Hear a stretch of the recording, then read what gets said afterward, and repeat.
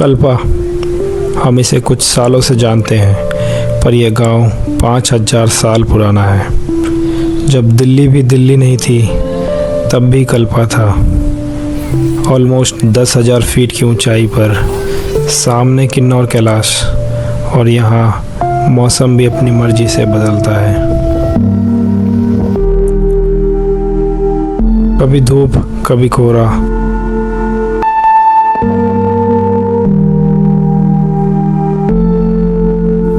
लेकिन इतनी खूबसूरत जगह को देखने के लिए हमारे सफ़र की शुरुआत होती है शिमला से।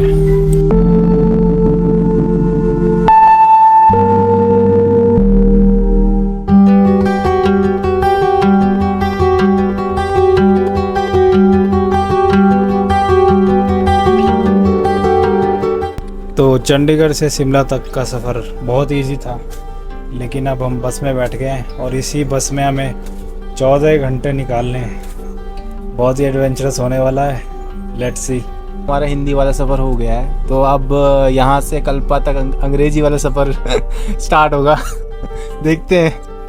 हम यहाँ पे 12 बजे पहुँच गए थे। उसके बाद जो भाई 1.5 घंटा हमने वेट किया बस का। 2-3 बसें हमने गवर्नमेंट की ऐसी छोड़ दी, पता नहीं चला हमें कहाँ जाना था। फिर जाके हम न्यू प्रेम डिपो में बैठे हैं।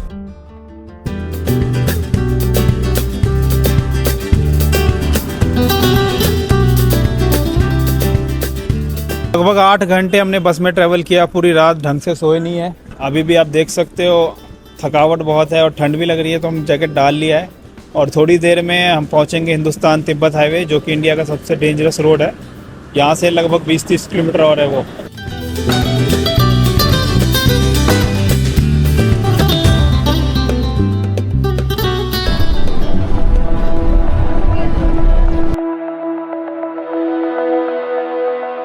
अब हम बढ़ रहे थे हिंदुस्तान तिब्बत हाईवे की तरफ।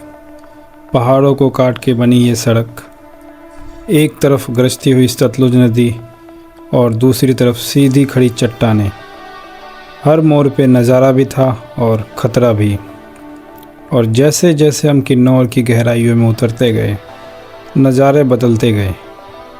हमें बिल्कुल भी अंदाज़ा नहीं था कि अगला मंज़र इतना खूबसूरत होगा।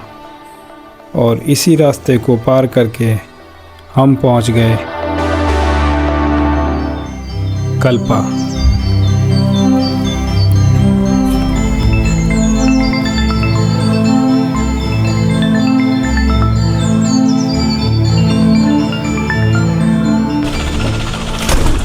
तो फाइनली कल्पा इज़ हेयर। थकान बहुत हो चुकी है क्योंकि हमने 14 घंटे ट्रैवल किया है, लेकिन व्यू वर्थ इट है। आप देखो, ये पूरा गांव ही ऐसा है। अभी भूख भी बहुत लगी है, तो पहले कुछ खा लेते हैं, फिर एक्सप्लोर करते हैं इस गांव को।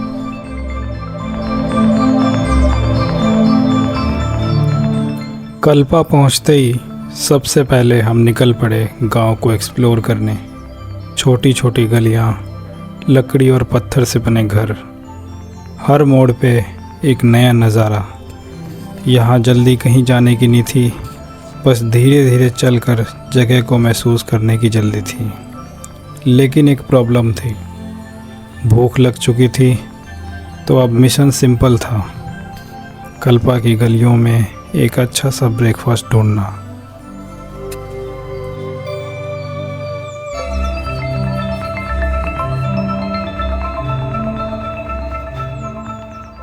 बहुत ट्राई करने के बाद हमको एक कैफ़े मिल गया है और हमको काफ़ी भूख लग रही है, तो हमने यहाँ पे राजमा चावल और सिड्डू ऑर्डर किया है। और सिड्डू यहाँ का बहुत स्पेशल है, तो खाना खाने के बाद आपको बताएंगे कि कैसा है।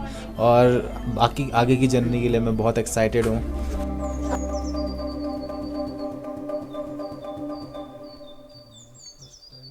तो सिड्डू तो खा लिया हमने, लेकिन लगता है हिमाचल को हम मंजूर नहीं थे। बारिश देखो आप बाहर, इतनी तेज़ बारिश हो रही है, कैसे जाए बाहर। पूरा मेहनत बेकार हो गया हमारा। 14 घंटे ट्रैवल करके आए और यहाँ बारिश में कैफ़े के अंदर बैठे हुए हैं। क्या करें, बताओ। हमारे पास सिर्फ आज का ही दिन है, या तो एडवेंचर होगा या तो यहीं बैठे रहेंगे।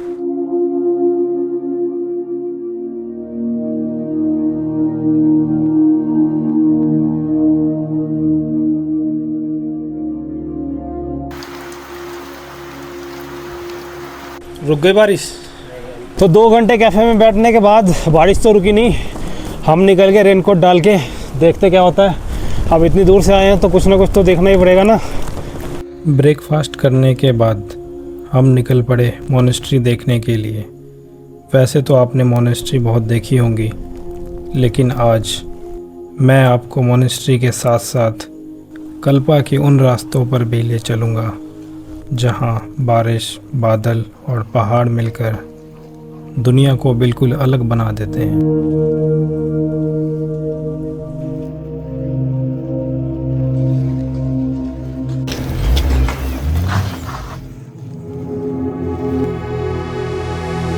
लेकिन कल्पा की असली खूबसूरती अभी बाकी थी। हम इतनी दूर से सिर्फ कल्पा की गलियों में घूमने नहीं आए थे, हम आए थे उस नज़ारे को भी देखने के लिए जो इसी रास्ते में दिखने वाला था। किन्नर कैलाश, एक ऐसी चोटी जो कभी बादलों में छुप जाती है और कभी अचानक से अपनी झलक दिखा देती है।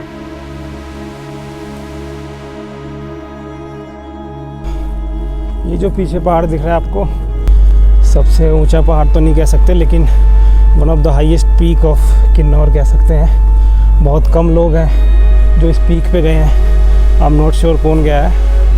और बाकी ये हमारे जो 7 बंदे चल रहे हैं, ये भी बहुत खुश है इस ट्रिप में।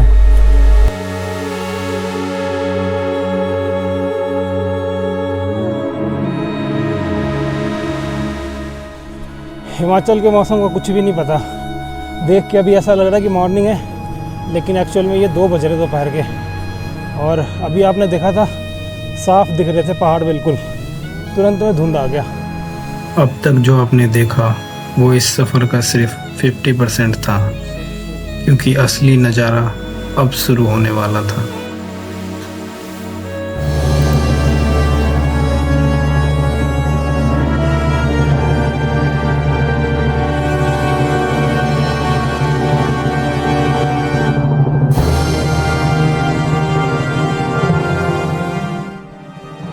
ये है सुसाइड पॉइंट, और यहाँ से नीचे देखो लगभग 2000 फीट गहरी खाई, जिसके तल में बह रही है सतलुज नदी। एक गलत कदम और सब कुछ खत्म। शायद इसीलिए ये जगह जितनी खूबसूरत लगती है उतनी खौफनाक भी।